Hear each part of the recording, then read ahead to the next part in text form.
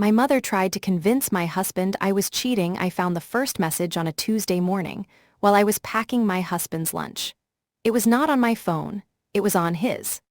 He had left it face up on the kitchen counter, right beside the cutting board, and the screen lit up just as I was wrapping his sandwich.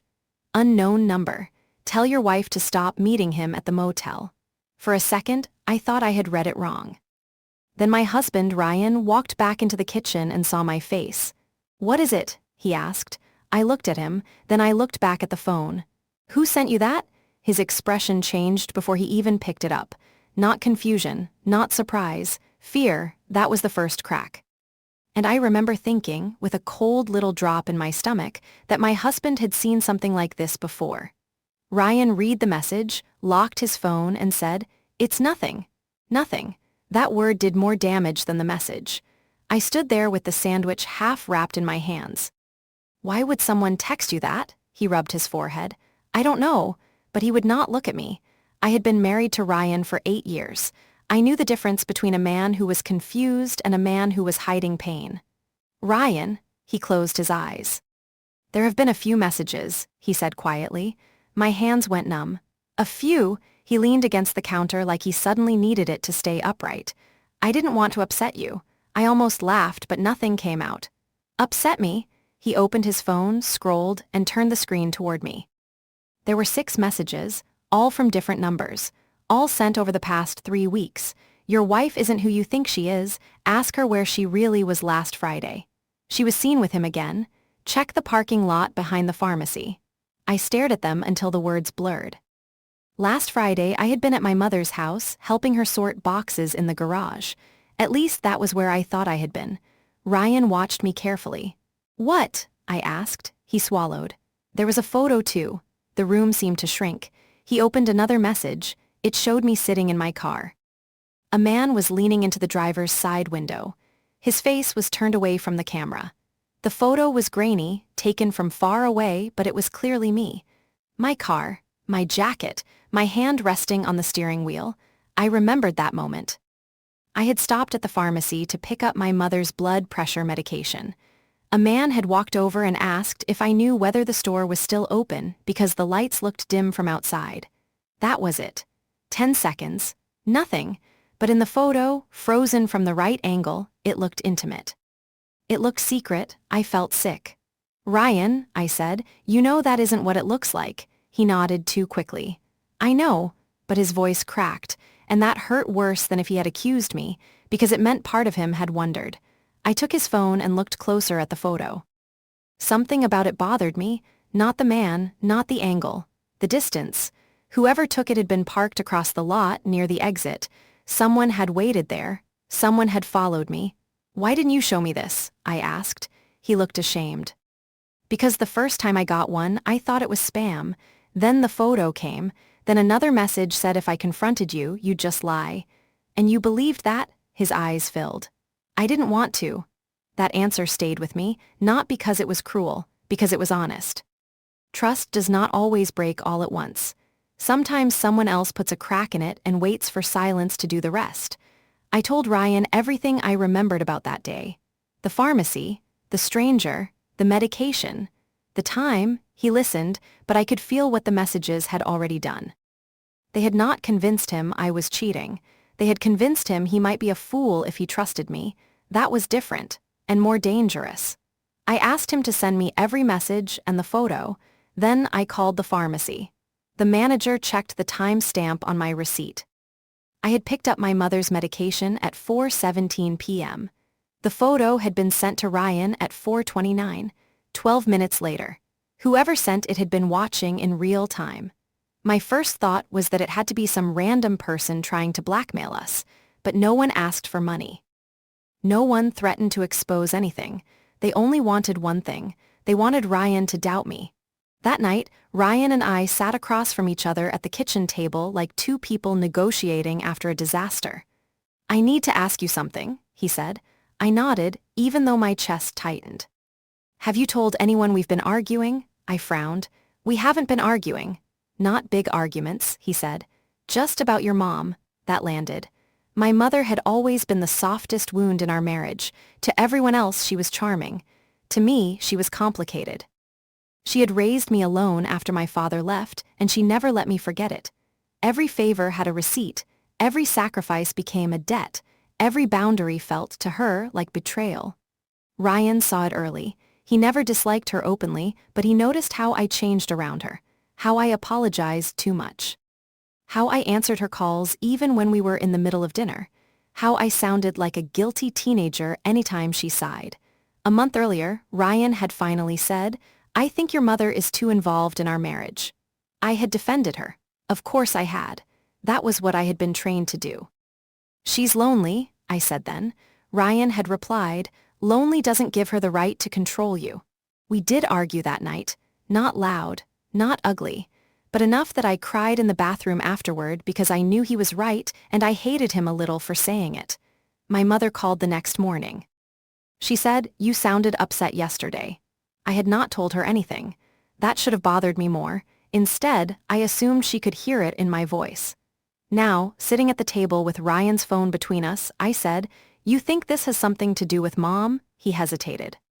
"I don't know." But again, his face said he had thought about it. I wanted to be angry with him for even suggesting it. Instead, I heard my mother's voice in my head. "Men leave when they get bored. Men always want someone younger. Don't ever let your husband turn you against your mother." My stomach twisted. The next morning, I went to my mother's house. She opened the door in her robe, smiling like she had been waiting for me. "Well, this is a surprise." I studied her face. Soft eyes, perfect concern, no guilt. "Did you send Ryan any messages?" I asked. The smile disappeared. "What? Someone has been texting him lies about me." Her hand went to her chest. "Oh my God, what kind of lies?" "That I'm cheating." Her mouth fell open. It was a good performance, too good. "Why would someone do that?" she whispered. "I was hoping you could tell me." Her face hardened just enough for me to notice. Then it was gone. "Are you accusing me?" "I'm asking." "No," she said. "You're accusing." There it was, the shift, from concern to injury, from mother to victim. I had seen it my whole life. I took out my phone and showed her the photo. She stared at it. Then she looked at me with something that was almost satisfaction before she covered it with horror. "That does look bad." I felt the floor tilt under me. "What?" "I'm not saying you did anything," she said quickly. "I'm saying I understand why Ryan might be upset." I put the phone away. "I told you I was at the pharmacy for your medication." "I know, and that man was a stranger." "Then you have nothing to worry about." It was such a simple sentence, so reasonable, so cruel. Because I had plenty to worry about. Someone had followed me. Someone had staged a lie. Someone had aimed it directly at my marriage, and my mother was more interested in how the photo looked than in who had taken it. As I left, she called after me. "Don't let this make you paranoid, sweetheart." I stopped on the porch. That was when I saw the blue sedan parked across the street. My mother's neighbor, Mrs. Alvarez, had the same car, but this one had a small white scrape on the back bumper. I had seen that scrape before, in my mother's driveway. On my cousin Nina's car. Nina was not really my cousin by blood. She was my mother's best friend's daughter, but she had been around forever. She did odd jobs for my mother sometimes, drove her places, helped with errands. And 3 weeks earlier, my mother had told me Nina was finally getting her life together by doing some freelance photography. Photography. I walked to my car slowly, pretending not to notice. Then I drove 2 blocks away, parked, and waited. 10 minutes later, the blue sedan passed me. Nina was driving.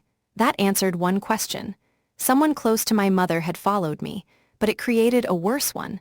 Why would Nina care about my marriage? I did not confront her. That was the first smart thing I did. Instead, I called Ryan and told him not to respond to any new messages. "Why?" he asked. "Because whoever is doing this wants reactions." "Do you know who it is?" I looked in my rearview mirror as Nina's car turned at the corner. "I think I know who's helping." That night, another message came, this time to me. "You should tell him before he finds out everything." My hands shook so hard I nearly dropped the phone. The number was different again. No photo, no name, just enough poison. I showed Ryan. He stared at it, then said, "They're contacting you now?" "No," I said. "They're escalating." He looked at me differently then, less like a wounded husband. More like my partner. "What do we do?" That one word saved us a little. We. I took screenshots of everything. Then I searched each number online. Nothing. Temporary numbers. Burner apps. I checked the photo again and zoomed in. Behind my car, barely visible in the reflection of the pharmacy window, was the shape of the vehicle that had taken the picture. Blue, white scrape on the bumper. Nina. Ryan leaned over my shoulder. "Who is that?" "Nina." His jaw tightened. "Your mother's Nina?" I nodded. For a moment, neither of us spoke.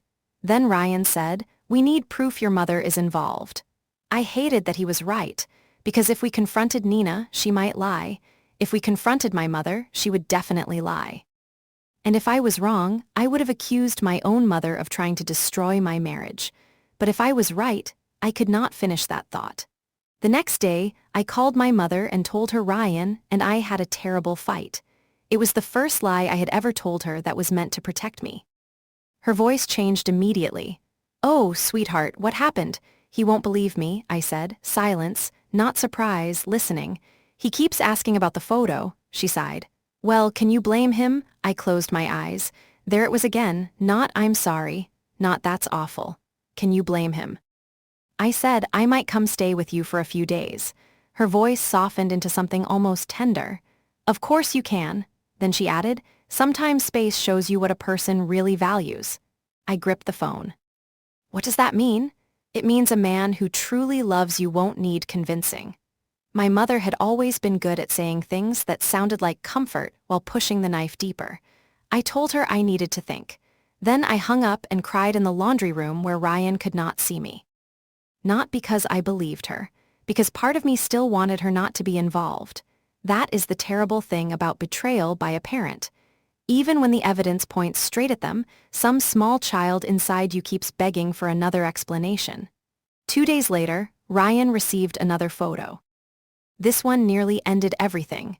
It showed me walking into a small restaurant at lunchtime. Behind me, a man in a gray coat was holding the door. The message said, "Same man, different day." Ryan's face went pale, but I recognized the restaurant. I had never been there, not that week, not that month. Then I looked closer. The woman in the photo had my coat, my hair color, my general shape, but she was not me. The photo was blurred just enough to make the lie work. "Ryan," I said slowly, "that isn't me." He took the phone back and zoomed in. His eyes moved over the image. Then he exhaled like he had been punched. Oh my God. It was not me. That changed everything. The first photo had used a real moment. The second was staged, so the question was no longer whether someone had misunderstood something innocent. Someone was manufacturing evidence.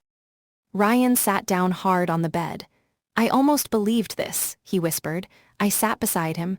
"I know." He looked at me broken. "I'm sorry." I wanted to say it was okay, but it was not, so I said, "I need you with me now." He nodded. "I am." That was the midpoint, not because we knew the truth. Because we finally understood the shape of it. Someone was not exposing an affair. Someone was building one. The next layer came from a mistake. Nina posted a photo online. It was nothing dramatic. Just a picture of a latte and a laptop at a coffee shop. But in the corner of the table was a gray coat, the same gray coat from the restaurant photo. My pulse jumped. I clicked through her recent posts. 3 days earlier, she had posted outside that same restaurant. The caption said, "Long shoot day." "Shoot," I showed Ryan. He said, "Can you save it?" I already did. We had Nina, but not my mother, not yet. I called Nina from Ryan's phone. She answered on the third ring. "Hello?" I said nothing. "Hello?" Then I said, "I know about the restaurant photo." She hung up. Less than 10 minutes later, my mother called me. Not Nina, my mother. I stared at the screen until it stopped ringing. Then a message came from her. "Why are you harassing Nina?" My chest went cold. Ryan read it over my shoulder. "That's enough," he said, but it was not enough for me. It proved my mother knew Nina was involved. It did not prove she had planned it, and I needed to know why, because my mother did not do anything without a reason. The next morning, I went back to her house. This time, Ryan came with me. My mother opened the door and looked at him like he was a stain on her porch. "Oh," she said. "You're here." Ryan did not move. "Yes." I walked past her into the living room. She closed the door slowly. "What is this?" she asked. I took out my phone and showed her Nina's post, the restaurant photo, the messages, everything. I know Nina staged the second photo. My mother looked at the screen, then at me. That doesn't prove anything. It was the wrong response. An innocent person says, "What?" A guilty person says, "That doesn't prove anything." Ryan caught it too. I saw his face change. "Why?" I asked. My mother folded her arms. "You're being dramatic. Why did Nina send my husband fake proof I was cheating? I don't know what Nina did, but you knew I called her. She was upset. Because I caught her? Because you attacked her." Ryan stepped forward.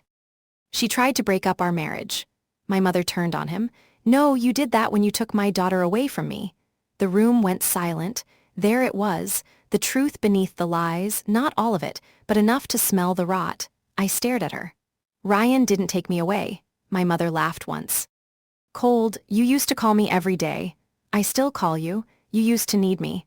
That sentence hurt more than I expected, because it was honest. Ugly, but honest. "You don't want me happy," I said, her face twisted. "I want you safe." "No," Ryan said quietly. "You want her dependent." My mother slapped him. It happened so fast I barely moved. The sound cracked through the living room. Ryan's head turned slightly, but he did not raise his hand. He just looked at her. And in his calmness, my mother suddenly seemed smaller. I stepped between them. "We're leaving," she grabbed my wrist.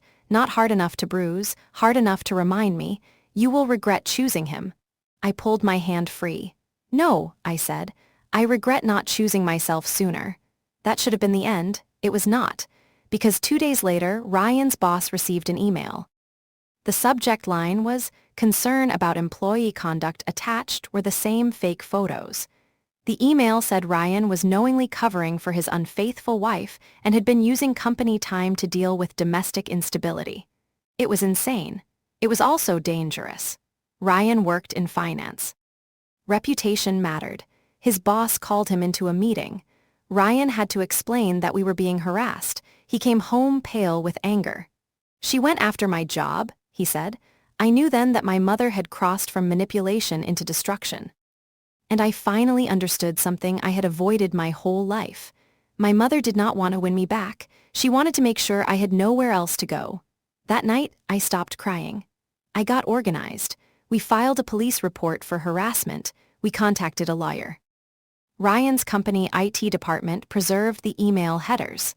The fake email had been sent through a new account, but the recovery phone number ended in the same last 2 digits as Nina's. Nina folded quickly. Not out of guilt, out of fear. When a lawyer's letter arrived at her apartment, she called me crying. "I didn't know she'd send it to his work," she said. I recorded the call. My voice stayed calm even though my heart was hammering. "What did you think she would do?" She said she just needed him to see the truth. "What truth? That you were going to leave her alone with nothing." I closed my eyes. There it was, another layer. "This was about money?" Nina hesitated. "She said Ryan was making you change the accounts." My breath caught. "What accounts?" Silence. "Nina, the house," she whispered. "Her bills, the card." I looked at Ryan. He was already reaching for the folder where we kept financial documents. My mother had been on one of my credit cards for emergencies, years ago. I had forgotten because she rarely used it, or I thought she rarely used it. Ryan pulled the statements. The charges were small at first. Groceries, pharmacy, utilities, then larger, furniture, electronics, cash advances. Over 18 months, my mother had charged almost $27,000. I sat on the floor with the statements spread around me. The betrayal shifted again. She had not tried to destroy my marriage because she was lonely. She had done it because Ryan had started asking questions. A month earlier, he had suggested we meet with a financial planner. He wanted us to combine some accounts, pay down debt faster, and remove old authorized users. I had mentioned it to my mother casually. That was the day she started saying Ryan was controlling. That was the day the messages began. The affair story had been a distraction. If Ryan looked like the problem, I would stop listening to him. If our marriage cracked, I would run back to her. And if I ran back to her, I would never examine the money. It was awful. It was also perfectly her. The final reveal came from my father. I had not spoken to him in 16 years. My mother told me he left because he did not want responsibility. She said he emptied their savings and disappeared. She said she protected me from the truth. I believed her because children believe the parent who stays. But while going through old account papers, I found a name printed on an ancient bank transfer. My father's name. A payment made to my mother every month until I turned 22. Not child support. More than that, much more. I found him online after one search. He answered my message the next morning. I expected anger, excuses, maybe silence. Instead, he cried. He said he had tried to contact me for years. Letters came back. Emails bounced. Phone numbers changed. My mother told him I wanted nothing to do with him. Then he said something that made me sit down. I kept paying because she said it was the only way she'd stop making your life harder. I could barely speak. Paying for what? College, rent, medical bills, whatever she claimed you needed. I had paid my own way through college. I had worked 2 jobs. I had taken loans. My mother had not used his money for me. She had used me to get it. And when I got married, when Ryan became the person closest to me, when he started noticing the control and the money and the guilt, she did what she had done to my father. She tried to make him look like the villain. That was the deepest layer. My mother had not suddenly tried to destroy my marriage. She had been protecting the same lie she had lived on for decades. Men leave, men betray, only I stay, only I love you, only I can be trusted. But she had built that truth by cutting everyone else out of my life. The consequences were not dramatic in the way people expect. There was no courtroom confession, no screaming apology, no sudden moment where my mother collapsed and admitted everything. People like my mother do not confess when caught, they rewrite the room. Nina gave a signed statement to our lawyer. Ryan's company cleared him. We disputed the credit card charges and closed the account. My father sent copies of years of payments. I sent my mother one letter, not emotional. Not cruel, just clear. She was not to contact me or Ryan. She was not to come to our home. If she continued the harassment, we would pursue every legal option available. She responded with one text from a new number. After everything I sacrificed for you, this is who you are. I blocked it. Then I sat on the bathroom floor and cried so hard Ryan had to hold me up. Not because I missed the chaos, because I was grieving the mother I had kept trying to create from scraps.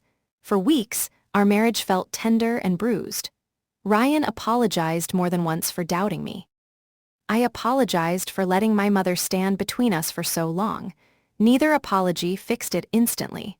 Trust had to be rebuilt in small, ordinary moments. He showed me messages the second they came in. I stopped hiding my guilt when my mother's name came up. We went to counseling. I learned that loyalty without boundaries is not love.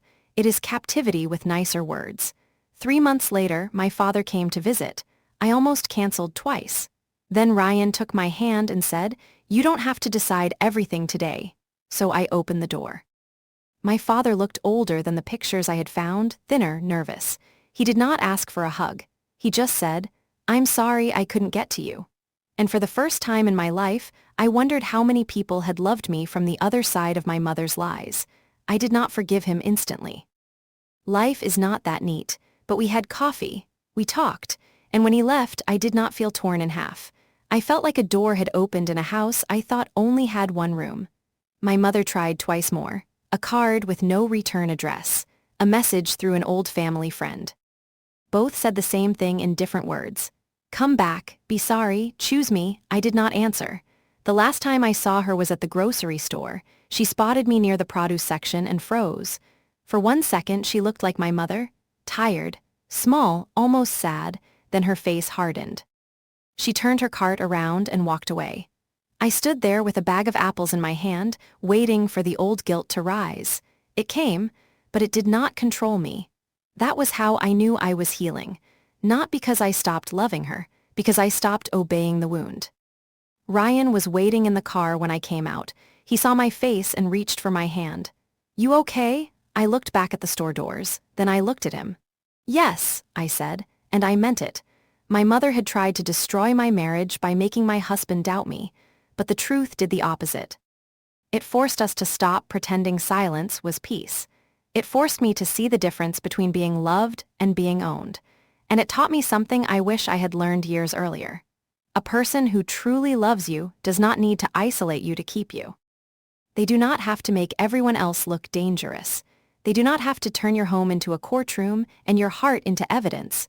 Real love can survive questions. Control cannot.